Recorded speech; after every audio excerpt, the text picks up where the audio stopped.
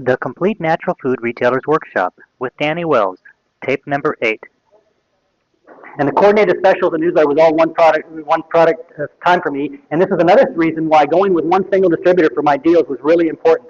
Because if I have to go around and try to negotiate deals with all these distributors, if I'm already getting 15% off from Nature's Best, my main distributor, and I look at their monthly special and say, gosh, I can get 25% off of these cookies and another 25% off the safflower oil and 25% off Newton, that means I've got a 40% discount I'm working with. I can just punch these in the computer and order them. Those are becoming my monthly specials. I'm not going out and having to negotiate all these deals because they have page after page of deals for me that they're giving me that I can punch into my computer and order twice a week, get in without having to worry about ordering 10 cases or 20 cases to get the price. So that's how we wound up doing the specials. And so it started with getting, the monthly special sheet. I would request that. Now it's coming in earlier, but in those days, we didn't get the lead time. It didn't come in early enough. And I remember calling my distributors and said, if you want me to use your products for my monthly stacks and specials, I need that information at least 3 weeks before the first of the month. And they used to send me, mock-up copies of theirs before it went to their printer. But it was, kind of a win-win situation. But we have found the most effective promotional plan to be the 4-page monthly newsletter promoting 4 to 5 different products in the articles, 1-page insert of monthly specials, mailed bulk rates of your own mailing list. If that can be your goal, now obviously, as I said, you're starting with a couple $100,000 a year gross and 100 customers, you're not going to do this yet. You're going to be advertising in the paper to get more people in the store.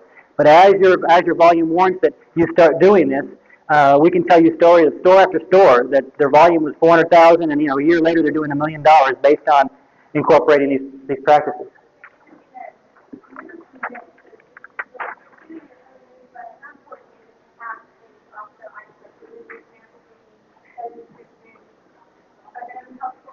Good question. Good question. In fact, I don't have that. It's in the advanced workshop, and if you want to wait a second here, I'll be happy to throw that overhead up that comes out of the advanced workshop if I can zip to it really quickly without taking a whole lot of time to do it, because it's interesting statistic on a study, and it may take a little more time than I'm willing to take here, because, okay, here it is. Actually, yeah, it is in the other. Thank you very much. I forgot. We usually don't do that, and we did that because the information in that that folder. Yeah, that folder there. Go to the second page on the top. There's a consumer survey. I was going to give you that. This is a survey done by actual stores there. 54% of the people that come in. It's the blue page, right hand, upper right hand. Open it up to your the third page, I guess it would be. Page number 3, the top right hand, and it says there the newsletter is read. 54% read the store newsletter. 39% read local ads in the paper, and 26% read the free magazine, 18% read a purchase magazine. Now, this doesn't mean that we're saying that you shouldn't have Today's Living or Better Nutrition or Delicious in your store. That's not saying that at all. What it is saying is that more people are going to read a shorter 4-page article than they are going to read the magazine. And so if it's where we're going to start first, let's look to see there's something that's going to be better read. If half of our customers are going to regularly read the newsletter, and 25% are regularly going to read our giveaway magazine, then we have to realize maybe we want to start there. Now, these are actual studies and statistics from surveys. These aren't made up for any marketing reasons. This is information we found out. In fact, New Hope Communication did the survey, and they're the ones who put that Delicious magazine. And that's the way the numbers come. We in our store also have Delicious magazine, but I found that a lot of stores wound up introducing like a Today's Living first, and we're not getting the readership as they could if they would have spent the advertising money on a newsletter first, and then add the magazine. Because to me, the magazine is kind of like frosting on the cake. It's now that you've got the people captivated, they're reading this 4-page newsletter, they're used to reading stuff, and then introducing the magazine, the chances are they're going to read more of it than they would before. The advertising no-nos would be this, when you're doing advertising in any media, is let's not associate with political, religious, or controversial groups or activities. This is not the time for you to get on your soapbox about these issues that are important to you, because you can turn off a lot of people. And I've seen this happen. I'm working with a client right now that we're trying to turn around because he has real strong religious convictions a certain way, and it's not really the most popular religious beliefs. And I respect him for his religious beliefs, but if you want to be in business, is try to keep this out of it, because he is killing himself business-wise because he's limited himself by what he's saying in his ads. All his ads have some kind of tag about his religious beliefs on it. And so that's what we're not, we're not in the purpose, that's not the purpose of business to do that. We have other forums for that. Yes. Does that mean you don't like advertise in the church bulletin scenario? Oh, no. No, I'm glad you asked the question. That doesn't mean you cannot advertise in a church bulletin. What that means, if you're taking an ad out in the paper and also putting in some religious affiliations, or that, we believe this, or this is the type of thing we do in our store, that was it. I mean, with one individual we're working with, he was saying, we're never open on Saturdays because we believe Saturday would be the Sabbath, and he goes into this whole dissertation about Saturday being the Sabbath. Well, okay, that's his strong belief, but it was killing him, his business-wise, because a lot of people were getting turned off by all these taglines about this big deal about the Sabbath in the paper. Now, if he wants to do it in a church magazine, he can say all he wants in that. So we're talking about really print media or your newsletter. Don't get your newsletter involved in these types of things. And when we're saying controversial, that doesn't mean environmental issues. I mean, you can have strong feelings about environmental issues and health issues that are really important. But, political type of things, religious, the people have strong feelings about this, and you can turn people off. Yeah, environmental is obviously the exception. I mean, we feel strongly about that as an issue. That's part of our industry. And so...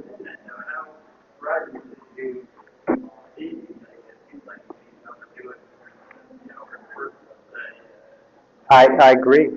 I agree with you, and that's why we tend to keep a lower profile. I believe in keeping a lower profile on the newsletter. The newsletter, for us, is a vehicle of educating on nutrition. That's the way we look at it, and selling our product. And if we want to start doing philosophy also, that's up to individuals, how much philosophy you want to get in there. But I would still not lean too much one way or the other, because you can start turning some people off. Regarding the last issue, that's important to talk about organisations owned by the Adventists, which means Saturday trading. We had to be very careful advertising the place like Hong Kong. Please note that our store is closed from 4 p.m. Friday and all day Saturday. Normal hours apply Sunday and Monday to Thursday. Otherwise, people come in a place like Hong Kong, the place is shut, they get very upset. Oh, yeah. No, I agree with you on that. I mean, if you're closed on Saturday, you got to put that you're closed on Saturday in the ad, but you don't have to get into a long reason of why this is there. And that's the difference. But yeah, you want to let people know, because people are used to shopping on Saturday. That's for sure. Don't knock your competitors. Always, always, always sell yourself. And I can't emphasize this enough. I mean, when we came into the natural food industry, when we opened our first store, there were 2 other stores in the county, and we were the 3rd store. And one of the other stores in the area, I mean, they just started, every time we turned around, they were knocking us. They were so intimidated by us coming into town that they just spent all their energies in trying to tell everybody how lousy we were. And then we were selling customers down to there. If we didn't have a product, we'd send customers over to them and stuff. And it was like, within 3 or 4 years, they were out of business. I mean, this negative thing does no good for anybody. In fact, I see this in our industry at a manufacturer-distributor level. Some of these manufacturer distributors get out there knocking, my vitamin C is better than your vitamin C, or my time release is better than your time release, and they're really knocking each other. And these, these carbo-fuel wars and carboplex wars, knocking each other and denting the cans and all this, that kind of stuff confuses consumers. Competitive, that kind of negative advertising will always hurt the market share totally, because some people who aren't quite sure what to do, it's like, well, no, I really don't know, because this guy's saying their product's no good, and they're saying, no, I'm not going to try any of it. So what we want to do is concentrate on what we do best, selling what we have, and not worry about what the other guy is doing. Don't change your advertising plan after a few months. Don't use the money-wasting shotgun technique of try a coupon once or twice, well, that didn't work, an ad once or twice. Sit down, have a basic advertising plan and budget, and say, I'm going to try the ad in this paper for a year, I'm going to try this flyer for a year, and then give it a try, and then see what happens. If that doesn't work, maybe I'll try a different newspaper or try a different format, but give it at least 6 months, 7 months, to see how it's going to go. I mean, one of the reasons we have a 6-month minimum subscription on our newsletter is for stores that just won't, to forces them to give it a try. It's like, you're going to have to try this for 6 months, or we're not even let you even use our service. And, an interesting side on that with ours, that we're finding that we thought that most of the people would be using our newsletter service would be smaller stores that didn't have the time or talent or expertise.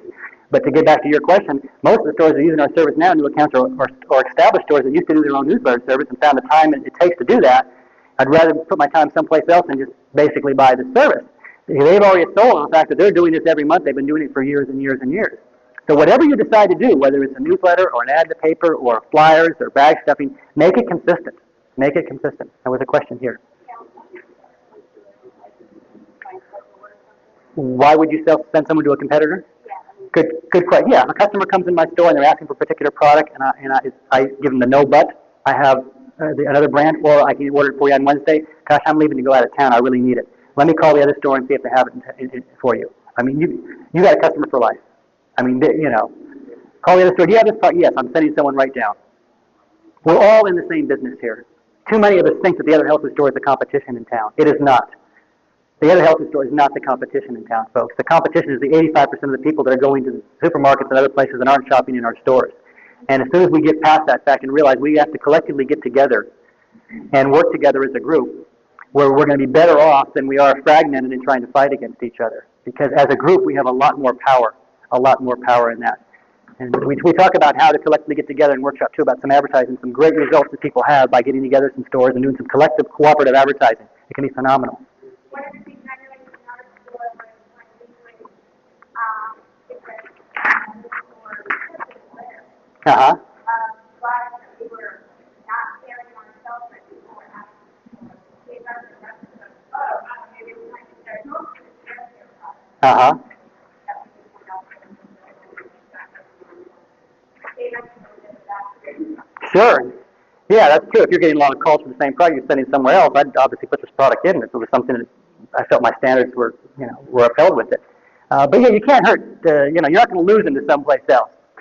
If you are going to lose them someplace else, then you're not doing a good job of merchandising, marketing, and whatever.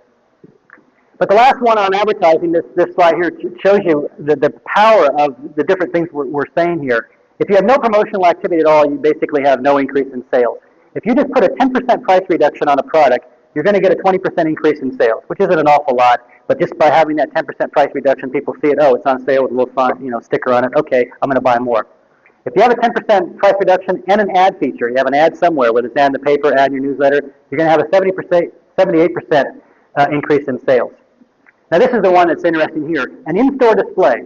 I'm sorry they needed their product back for their booth, but just picture those two case stacks here that would be in your store of the product we had yesterday.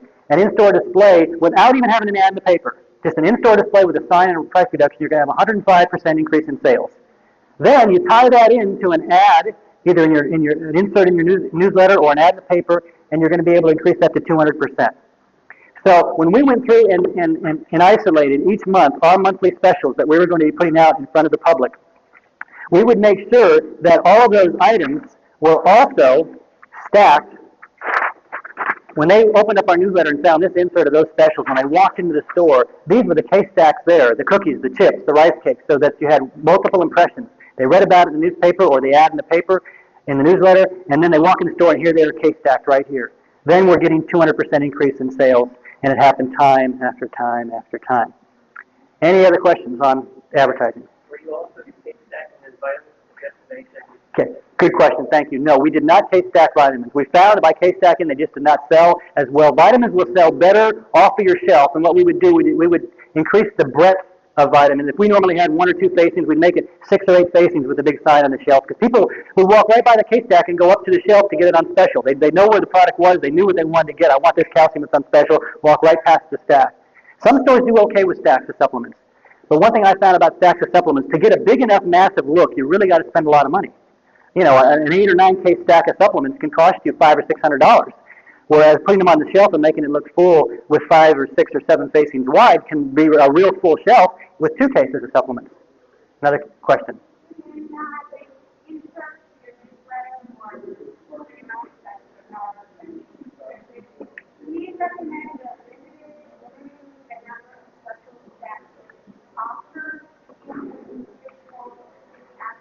In the ad itself, it depends on the store. I mean, as I said, we have some stores that will pick 5 or 6 items, and that's what they put in. I found that for our size store with our volume, that it was better for us to have about 25 to 30 items. It was enough. You don't want to get so many that they're just reading through. I mean, I've seen some stores promotions where they've got 30 or 40 pages of specials, and people just get fatigued reading through it. But we found that by setting it up this way, and they can pinpoint on 10 grocery items and maybe 7 or 8 of the supplement specials and so forth, that tended to work out good for us. And so you can experiment around with what number you feel that will work for you. And the ad slicks, the companies will give you ad slicks for free, so you can get, all this stuff here, all these ad slicks are all free. And you can also tie in co-op on this. Now, Knudsen and Health Valley, Knudsen and many other companies will give you advertising co-op dollars if you use an ad slick in their ad, and they'll give you money back on that. So we would wind up, we used to get 5% off on all our purchases for the month just by putting R.W. Knudsen over there. So all the juices we bought that month, we get an extra 5% off because we put that in our newsletter. So we said, fine, we don't mind putting that in there. And we use our broker to help add all that stuff up and keep track of it for us. Anything else on newsletter advertising? Okay, we're gonna one more. Or just any advertising.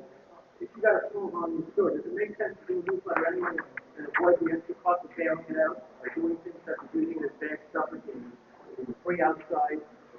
Oh yeah, and as I said, in a small volume store, that's where you start. If you've already got ads in the paper and you've already got horizontal ads to where some people are coming in already, but you're not to the point where you can just have enough people you say, hey, I don't need to do that any longer.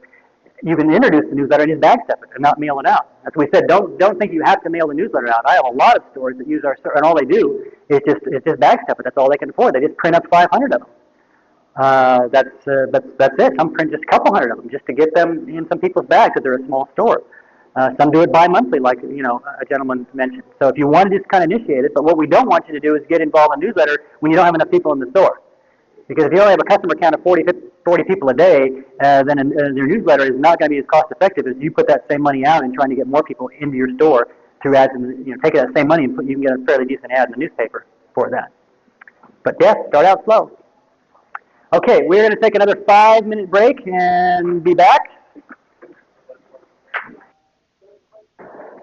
There was a question. Someone had a question that I couldn't answer at the break that was about advertising. Go ahead and ask it.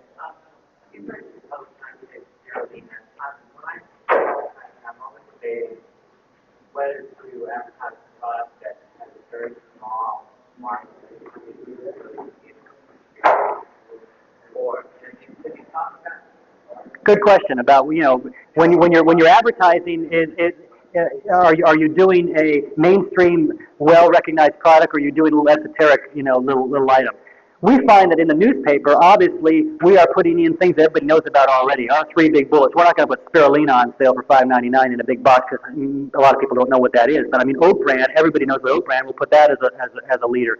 We'll put calcium as a leader because almost everybody takes calcium, or we might put an oil or a granola because that's all user-friendly products.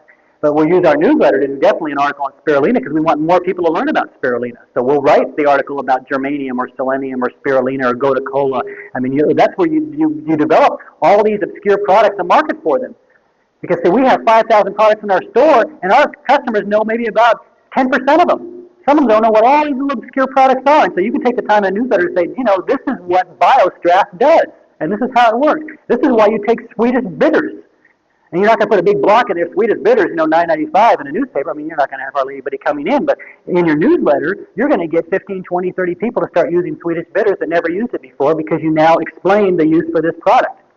So that's how you use the different type of advertising, display, massive advertising, user-friendly products. And the same thing with your knockout specials. Those always have to be user-friendly.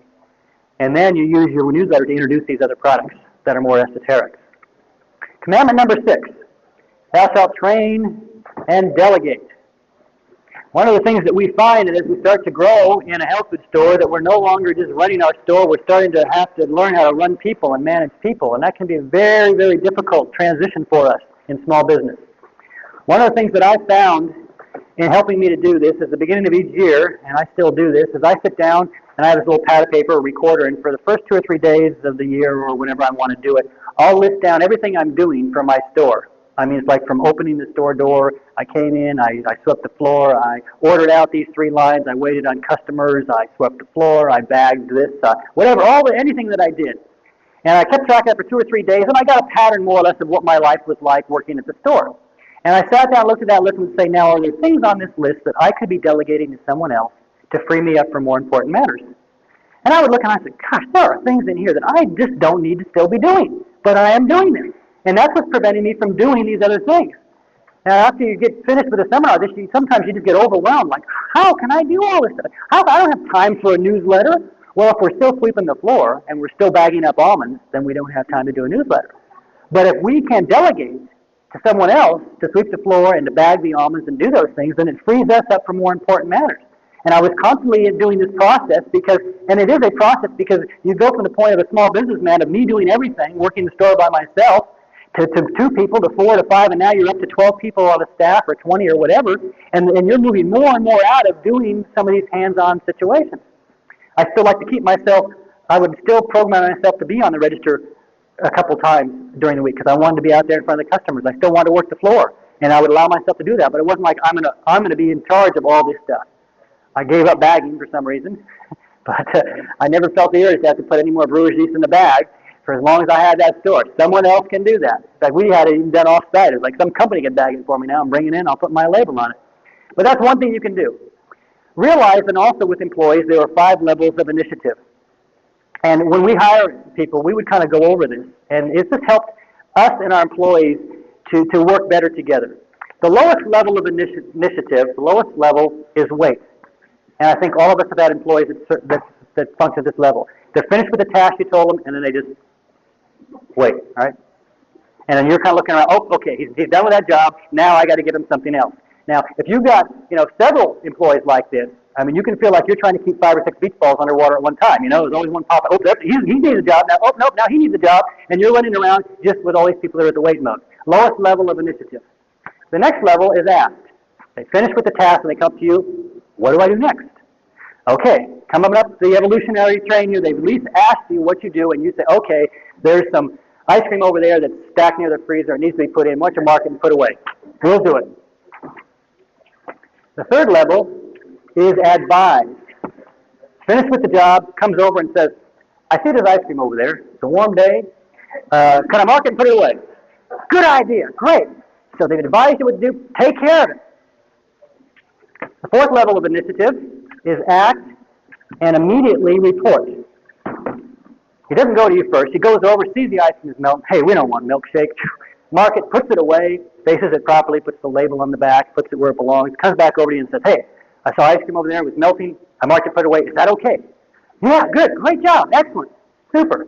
The highest level of initiative is to act and only report if necessary. He knows the ice cream was melting. He put it away and then looks for something else to do because he doesn't have to report that to you. Not at all.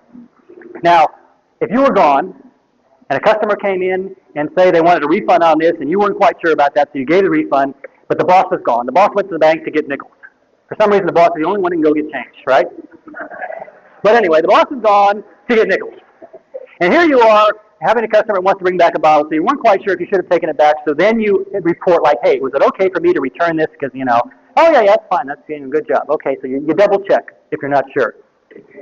When we hire someone, we say, look, we got a really busy store here. We're a small store, we're doing a high volume.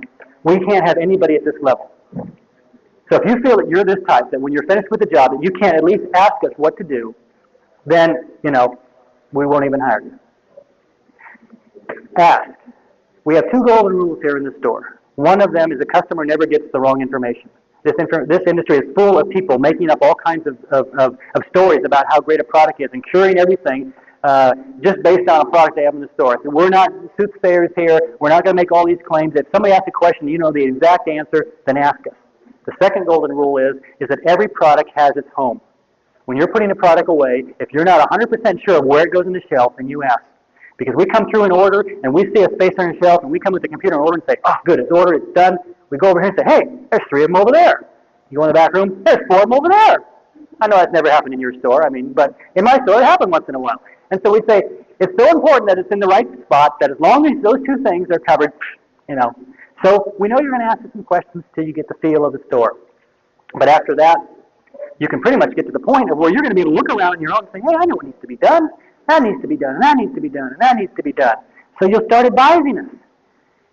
Then you'll get to where you go and do the work and report only if necessary. And the idea is that we want to have almost everybody in here working at this level. Everybody in our store we'd like to have right here, looking out to see what needs to be done and only reporting if necessary. And somehow by going over that, even with somebody who really hasn't been that experienced in working, they can understand this. And I remember after going down with one employee, it was maybe at his 90-day evaluation period, and we sat down and talked about this again because he had gotten it but didn't get it as well. And I remember him looking around, just like looking for stuff to do now, and it made a big difference. Provide a job description. This is one thing that we need to do when we have smaller stores as well as larger stores. We make the mistake of thinking they can learn by osmosis. See, and as an employer or a boss, we see a lot of stuff that they don't see. Can't you see that bulk bin is dirty? No, they can't. They're not looking for that. You can see it. It's bugging the heck out of you, but they can't see it. So the job description is check the bulk bins twice a day, and if they need it, get the chop vac over there or the mini vac and clean it up. Specific job description. Provide a slow list. As an owner, is there ever a point to where it's all done? Is there ever a point like, hey, it's all done, I can sit back and read a book now? No, we know there's always things to do. But many times our employees don't know this. And so what we have in the back room is we have this big thing, it's not really that big, but it's called a slow list. That means if there's ever a time when I'm away getting nickels, and you're not quite sure what to do, here is a slow list of things I know that always need to be done. You always can bring bags out because check the bags under the cash register. We always need to bring new bags out. You can always stock the dairy in the freezer, or you can face it because it always gets picked over. You can always check the bulk area for spillage because it's always dirty over there. You can go on and on. Things that we know that you can put on the slow list. So that in our slow list had probably 20 or 30 things. So just go and pick one off if I'm not here. Go to the bottom shelf of the refrigerator. That always looks like the bottom of the bird cage, right? Because everything drops down through it. Clean the bottom shelf of the bird cage. It's things that always need to be done that it can be there. Use Polaroids. This can be very effective also. After we take, and remember those pictures yesterday where we took the before picture of the store with all the rice cakes and then the after picture and saw that? Well, we went through the store and set the store perfectly, each 4-foot section, and took a Polaroid picture of it.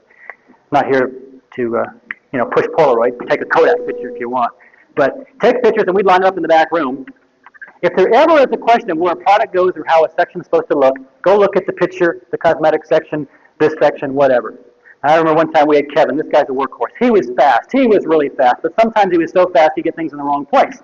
And we had our dairy refrigerator here, and he'd get a dairy order in, it'd be 40 or 50 cases, and he'd come in here and cottage cheese, yeah, cottage cheese. He put cottage cheese right here, there's a space, and yogurt, there's a space, put yogurt in right here. Got some other yogurt. Oh, there's a space, put some yogurt in over here. Well, he kind of just, wherever there was a space, he'd put product in. And he didn't get quite the feel of the way it was supposed to look. So I remember our manager coming out and say, Kevin, baby. She took the picture right off the back wall and brought it out to the front of the store and stuck it right on the door of the refrigerator. I said, Kevin, this picture's going to stay here until this looks like this. All right? Now, no one really knew what that picture was up there for as far as people consuming. Hey, look up there. Oh, okay, But Kevin knew what it was there for, and he was using it. Where does it? Ah, there it goes, right here. Yeah. It goes right there. Yeah. And so the picture stayed up for maybe 2 weeks before Kevin knew exactly, how that should look. So that's a way that you can keep the store, set the way you want. If there's ever a question the way it's supposed to look, go back to the Polaroid. So what you do then is you basically train them, give them their job description, you follow up, make sure they understand it, and help them out if they need to get that picture up there, and then you forget it. And that's the hardest part, forgetting it. For a boss to forget it, you got to realize that they're never going to clean the floor as good as you do. They're never going to get the little dirt out of the corner exactly the way you do. But if you're worrying about them doing exactly the same thing that you do, then you're never going to get past bagging almonds and bran. But you have to let them learn on their own. They're going to do it a little bit different way, but it's going to get done, and you have to have a certain level of acceptance and then forget it. And the hardest thing is to do that forgetting. Remember that you can't do it all. So you're going to have to hire employees. And believe me, hiring a good employee is much easier than firing a bad one. It's tough being a boss. It's very tough being a boss. You want to try to be their friend, you also want to try to be their boss. But as a boss, you have to do what's best for the business.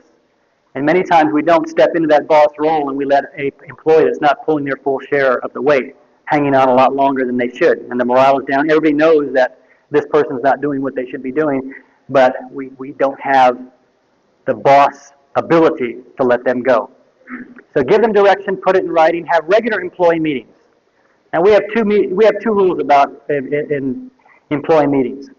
One is that they don't last any more than 45 minutes. So the employees know that once a month when we have our meeting that they don't have to sit there and listen to the boss going on for days and days and days with his checklist. And number two is the employees always speak first. Everybody who comes to our meetings, they have to come and answer one question. Heather, what is one thing we can do to improve our store? John, what is one thing we can do to improve our store? Rick, what is one thing we can do to improve our store? By the time we got through all their one things, usually everything that was on my housekeeping list is taken care of. Because they've already seen it. And if it came from them, it was much better if it came from them than me saying down here, like, hey, this is all the problems we have, this is what we're going to do. Because then, they're important. It makes them feel like, hey, he's asking my opinion. And they know they have to come to the meeting prepared to report, not just show up and listen and go back home. Whole Foods feels that employee meetings are so important that they're mandatory, and if you miss an employee meeting, you're fired. I don't take it that far, but to show you how important they feel that employee meetings are. And I know some people just don't meet, they don't sit down and meet with their employees at all. And it's impossible for us, once we get to where we have a group of employees, to really handle things in a state of not being open. We try to say, well, while we're walking by, we talk in the store constantly, but do you sit down when the store is closed and when nobody's around just to discuss the business aspects? You can learn an awful lot. Good employees don't work for wages. We know this. The studies tell us this, that the primary reason that a good employee will work for you is not mainly for wages, but for a feeling of net worth, a feeling of being part of the group, a feeling of contributing to the business, and a feeling of being appreciated. And so if you can let your employees feel appreciated, they're valuable, they have worth. And I'll tell you, there's the other side of the coin too, is I've been in stores where there are fabulous employees and the bosses are just awful. I mean, the bosses are just like, where are their heads? And you got employees that are just deer. And it wasn't for the employees, the store would be folding the doors. And so for those you employees that are in no situation, I take my hats off to you, because it is very difficult working with a bad boss, because it's harder to change the boss than it is to change the employees. All you can do is hopefully get the boss to a seminar and let him hear it straight out. This is the way we got to do things. But I bet the employees come back from these seminars and go back and make these big changes in the store. And wait, what's going on here? Hey, wait a minute, so you have to give them credit there. The employees are good folk. Good folk. In thinking about this employee management stuff, there's one thing too that we want to talk about managing, and that is managing your phone time. This is just kind of a thing that I've found. There's a few rules we have in the phone. One is when someone's hired, we talk to them that the phone is a business phone, and we respect it as that. We don't, as owners, use it for personal. You won't see us sitting down there and chatting with our friends for a long time, so we respect it as a business phone. And number two, we try to keep our business phone calls as short as possible. As an owner, I found that I get to a point where I didn't answer my own phone, that I no longer could. I would spend so much time on the phone that it was taking me away from what I really wanted to do in the store. So I got to where I didn't answer the phone. That someone else answered the phone, and they would take a message for me. See, my phone time for answering phones happened to be after lunch, usually between 2 and 3 o'clock. That's when I programmed to be on the phone. And so I will call people back, and a lot of times people that thought they wanted to talk to me would say, no, I'll talk to someone else then, and they'd take care of it for somebody else in the store. Then I would choose who I wanted to talk with. There may be some people that I didn't want to talk with. One of the things I also had a problem with was some companies weren't ready to take my order when I wanted to. Now, granted, like your major distributor, they got a special set thing because every week they're getting these orders in, and you call them, they might have to call you back.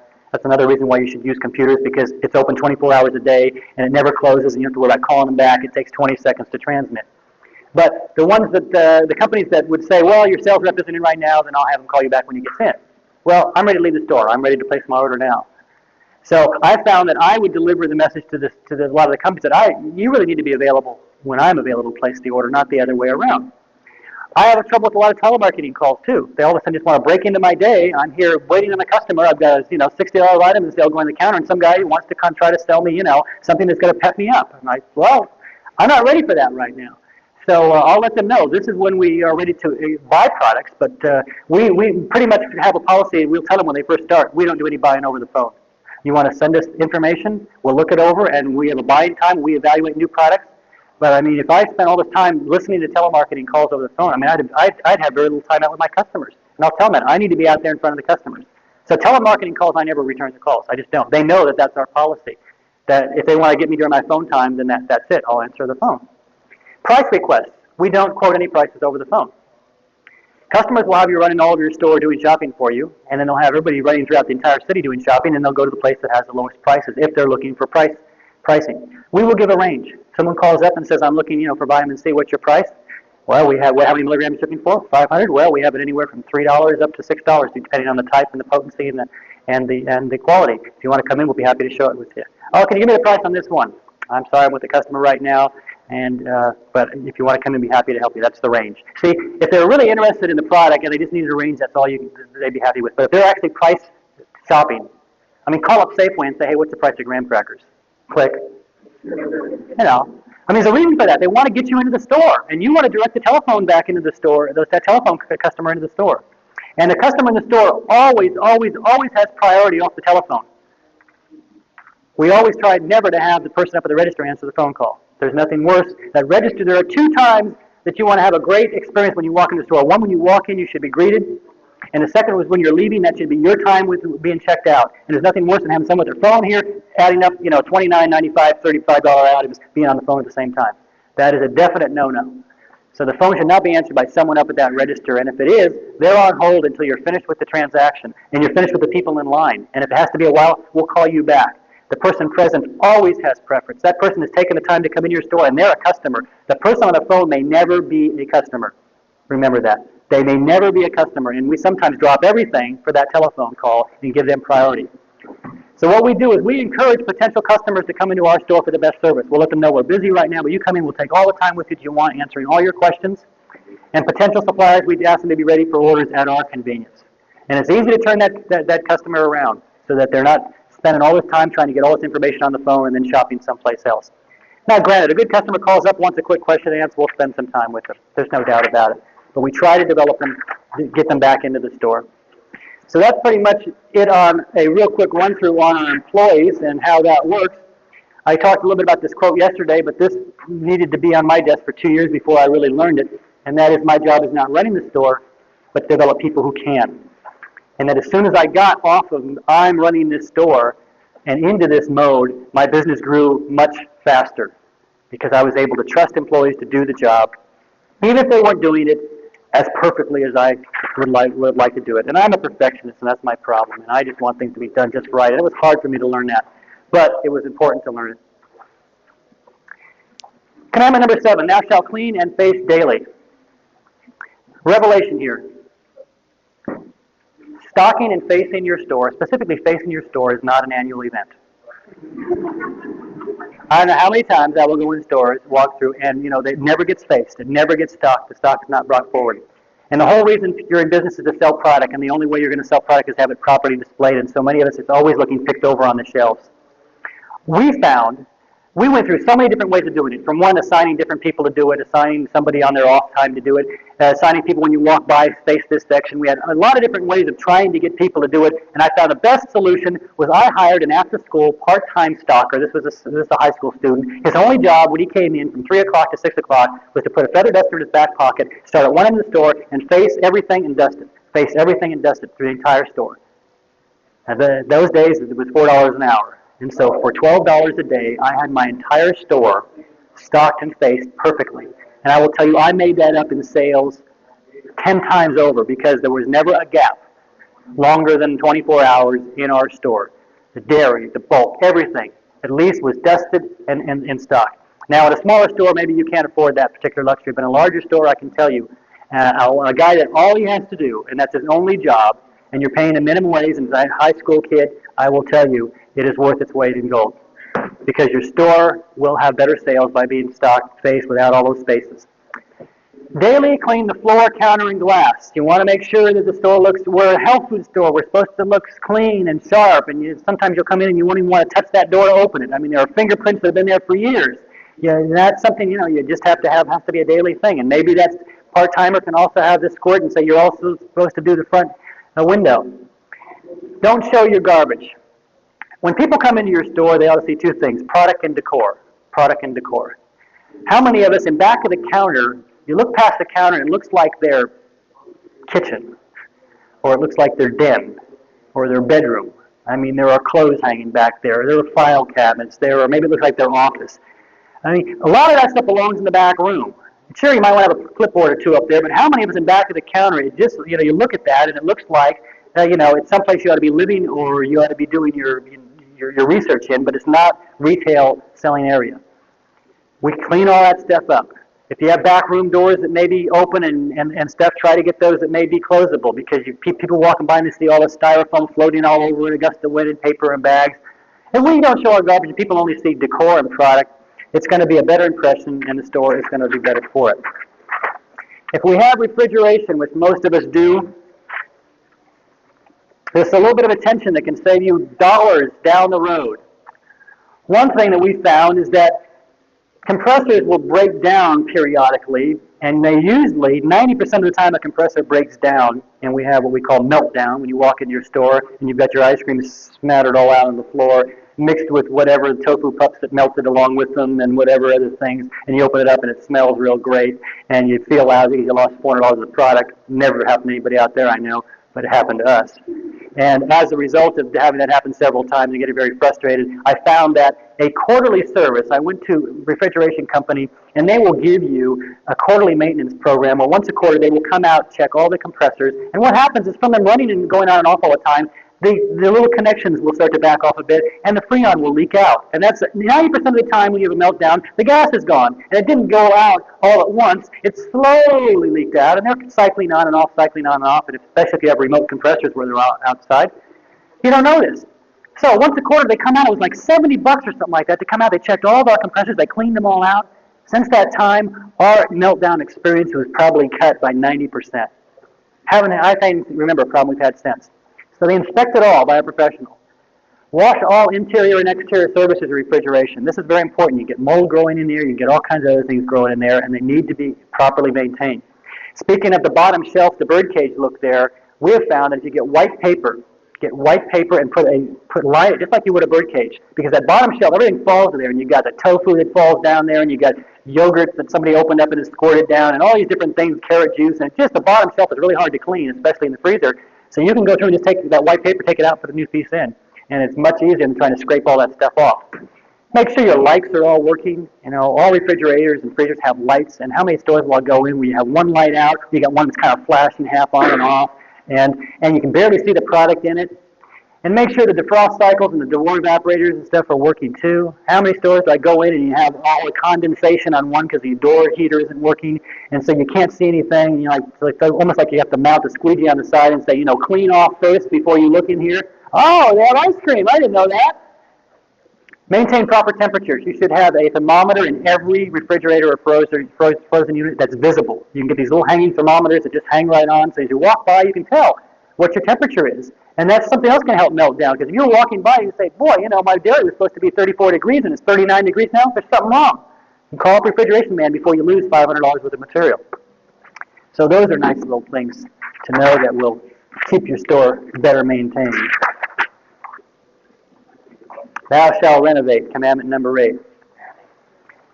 So 2 women were walking down the street, they kind of ran into each other, and one woman says, gee, Martha, you know, it's been 6 years since I've seen you. I didn't almost recognize you. You know, you've aged such. Martha looked over her and said, well, I wouldn't have recognized you either if it wasn't for that coat. Some of us have 6-year-old coats in our store that are hanging around, and we need to realize that renovation is a regular part of business. As I've said before, creation is easy, maintenance is the part that's the challenge. And when we renovate, we fix the outside, the inside, and the people. In rooms like this is where we fix the people. I know a lot of times after seminars like this, people get a lot of ideas of areas that can be fixed and how we can get a different opinion of running our stores. But how we go about fixing the outside and the inside, here are a few quick things we want to look at. One, we need to begin projecting a more professional image as an industry. Too many of our stores, you walk into them and they just don't look, for one, like a picture of health. They don't look clean, they don't look neat, they aren't well stocked, well merchandised, and they are a sad excuse for a, quote, health food or a natural food store. We need to be more professional in what we're doing. Generally, we suggest keeping the colors of your floor and walls light. Now, there are some new stores that are coming in with some dark shelves that sometimes are making it, sometimes aren't, but those are up in the professionals. But generally, whiter shelves, whiter walls are letting the product stand out, and we always want the product to stand out. Keep it cool and quiet. If you can, remote the compressors out of your refrigerator and freezers. Most of your refrigeration units now, if the compressors are inside, you can get refrigeration companies to mount them outside of the building or on the roof and run your lines up. And it will not only make them run more efficiently, but it will be quieter in your store. Now, there is nothing I have found that's worse than coming to a small store, trying to carry on a conversation, and then the compressor kicks on, right? And that's going on, and you're talking, you're raising your voice, and you're talking louder and louder, and then it kicks off. And it's so quiet. And your whole body like, oh, man. You kind of melt down. It's like, whew, that was great. And, you know, right in the middle, something kicks on again. Well, you can get those outside, on the roof. This concluded the program on this tape. The workshop continues on tape number 9.